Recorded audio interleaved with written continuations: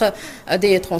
transports moom tamit amaloon na ab conférence de presse gannaaw ba nga xamante ne ñii di acteurs yi ñëw ñu wuy si ci woote boobu dañu koy daal di déglu ñëwaat léegi ci plateau bi. mooy dañuy maanaam ci corridor yi su ma jëlee exemple corridor boo jógee Dakar dem Bamako corridor la UEMOA dafa am ay règles yu mu fixé ñu ni léegi corridor bu nekk ñetti poste de contrôle routier moo ci nekk bien que xam nañu Sénégal maanaam dëkk yu ko wër dafa bëri jafe-jafe terrorisme baa nga fa wóorul waaye dañuy chaque corridor dañ fay def 3 postes de contrôle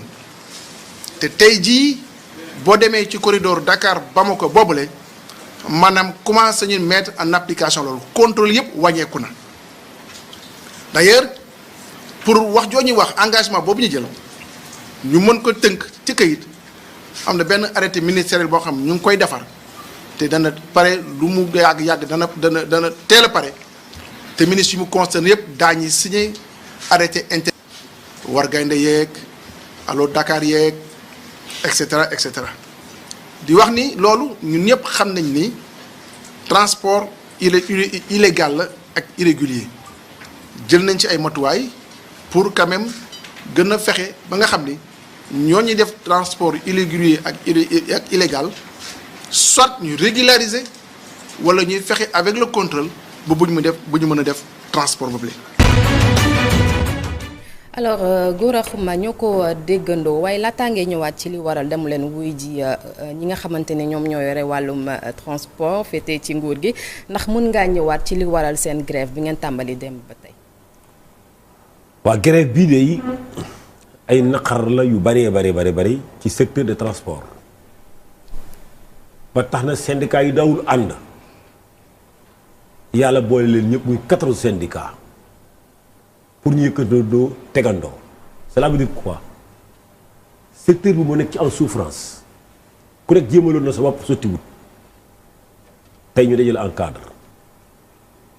ma nekk porte-parole bi toog fii di wax ak yéen ñu bind préavis de grève déposé ko ci table gouvernement bi depuis le 30 septembre je suis désolé bi ma déggee ministre bi wax ne fekk nangam am na ñu jël dama yaakaar ne wax bi warul a nekk tey depuis septembre ay waxtaan waroon na ubbeeku 2 mois la écart bi fi ñu bii déposé ak fi ñu demee grève mën na 2 mois kon dama yaakaar ne même bu ñu yàqoon sax beneen weer wi waroon nañ ko ubbi ay négociation kon lii du am mais dañoo tëj seeni buntu waxuñoo kenn 2 mois ba 2 mois jeex ñu war dem grève bon waxuñoo ngeen ba léegi de ba grève am ba pare wax soo ko am li ñu miti dafa bari loolu sax te lépp nag ay solution mën na ci am mais est-ce que bëgg nañu am ay solution li leen metti exactement lan la. benn bi wax na ko léegi ci problème tracasserie janvier le 2 janvier signé nañ benn protocole d'accord ak le même ministre Mansour Faye ci kanam kii toog directeur bi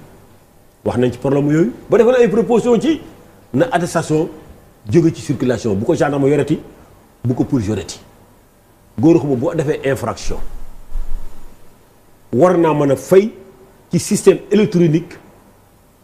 fa ma toog jël sama portable def transfert fay ñu doon sama reçu ma jël sama pièce dem mais attestation boo xam ne bi dañ la koy jox nga dem futti ko bi yore ko ku def infraction damay dagg reçu nga nag aw ma reçu dama lay jox attestation te fa mu monté ak fa nga war dem fayee ji nga mën a jël taxi baa nga jël lu leneen loo xam ne day yokk ñu ne non ku tooñ buur nga war a fay kon ki taxaw ne damay aar askan wi fa mu taxaw war na faa yore jumtukaay yëpp ndax day relever infraction mais loolu ak a yomb bu neexoon état suba mu instauré système boobu dafay dërëm yëpp di dem ci keesu état mooy jëriñu ci ñëpp jëriñu ci dama ne ku def infraction bu la mën a baal bu la baalul nga fay fa nga taxaw jël ses pièces dem bu dul immobilisation te bu dul immobilisation boo war a fay tamit nga fay ci système bi defoon nañu ko ñu wax réduction des postes de contrôle je suis désolé monsieur le ministre ku baax la mais li ñu koy jox information dara baaxu ci parce que dégg naa mu ne diggante Dakar ba mu ko 3 postes de contrôle effectivement UEMOA moo ko wax CEDEAO wax ko mais y a pas d'application par contre postes yi lañ tolloon ñu compté mu nekk 34 postes tegaat nañ ci 6 postes moo am fii barke de moo njaay ànd nañ directeur général bu port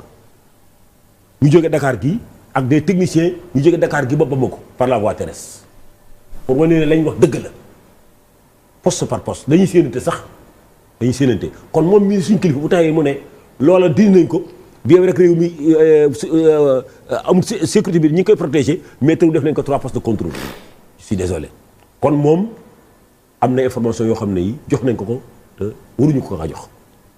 moom mii toogal fi baa ñoom suba ne kenn départ fii dugg ci oto bu ko neex bu dul 4x4 boo xam ne bi nag day am sirène mu dem dina gis ne yóoraa 46 postes kon bu toogee fii di wax damay jàpp ne dafay juum ci li mu wax beneen bi xam nga bu ñu nee ba léegi ñu ne permis de conduire boo ko bala nga ko am transport en commun da ngay am 30 ans ñu ne non diplôme comme ñëpp forme de comportement dépendul ci âge da ngay gis ay xale bu am 25 ans nekk un responsable nga gis sama classe gi am 70 ans irresponsable responsabilité dépendul ci âge ay médecins ngi fi ay juristes ngi fi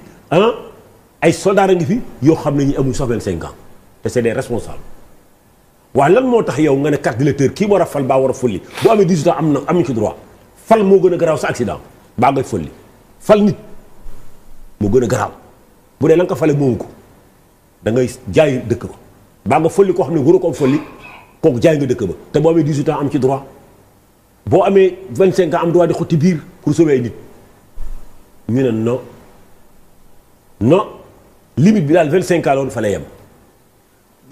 transport irrégulier bi muy wax dañ kaa bëggul faj ak a yàgg ay at dem nañ ba suñu transport bi daarut muy transport de passager ñoo xam ne ñu amuñu droit di ko def nekk ci kaw tali daw luñu ci kaw asamaan ci kaw tali bi la ñuy daw ay ndaw bu taxaw di leen xool créé leen sax ay garage ay ndaw bu taxaw fa yore carnet ñu koy dénoncé suñu tutelle ne leen kaay leen ñu wan leen ko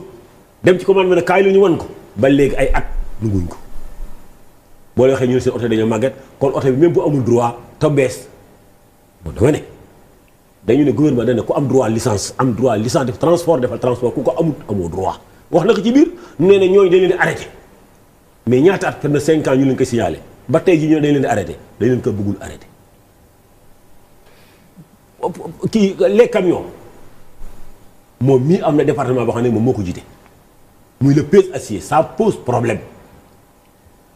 léeg-léeg ñu signalé ne y a pas fiabilité ñu dem defi contrôle chaque jour ñu am problème ak ñoom bii passé moom mii toog nañu ñu ne code de la route dafay tere le cisaillement jóge gauche dem droite kon station sax dafa am yu nekk gauche am yu nekk droite kon système de péage bi nañ ko def droite nga xam ne droite rek nga mën a jël ñoom bu la neexee ñu def beneen gauche pour beneen sens ba defuñu ko ñu ngi nii léegi dañuy ñëw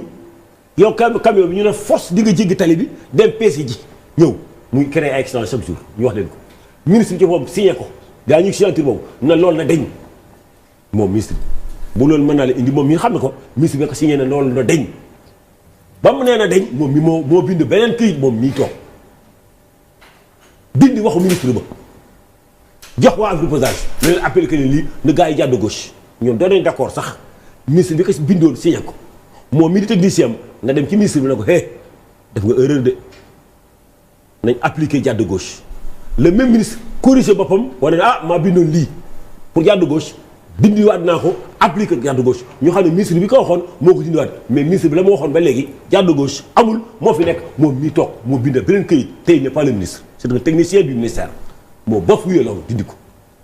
ndax loolu c'était pas normal moom technicien la gis nañ ne loolu waru nekk da dem conseil ministre bi corrigé boppam bu dee bu ñu ŋàññee dañuy ŋàññi ministre bi puisque moo bindoon na waaw tey mu bind na déedéet mais bindu ministre ba ne woon waaw ba léegi moo fa nekk mais mu bindal beneen këyit gis boo noonu lim li fi nekk yëpp du fi si xaj lenn la moo miti ci wax yëpp ñun ay sénégalais lañ comme ñëpp kenn gën ñoo nekk sénégalais ndax la population qui souffre c'est nous qui souffrons parce que ñun ñooy population bi waaye nag dama ne ab jàngalekat du xaar ba vacances jot élèves yëpp toog seen kër moo damay geraw du ko def dama ne leelu la ak waxtoom ñun bëgguñu ku ñu boole population bi mais bu may déggee ñu ne gouvernement bi dafa oo acteurs yi ñu bañ mais ñun dañoo war a rey kon kaay leen ñu bañ kon bëgguñoo jubóo dañoo bëgg a gërëw. Gora Khouma c'est irresponsable loolu c'est faux. dinañu ñëwaat ci yeneen. te dinaa wax li tax ba nga may laaj booba léegi mën na cell dinaa wax li tax mënu foo ma soog a dogal foofu. waaw di nga ci.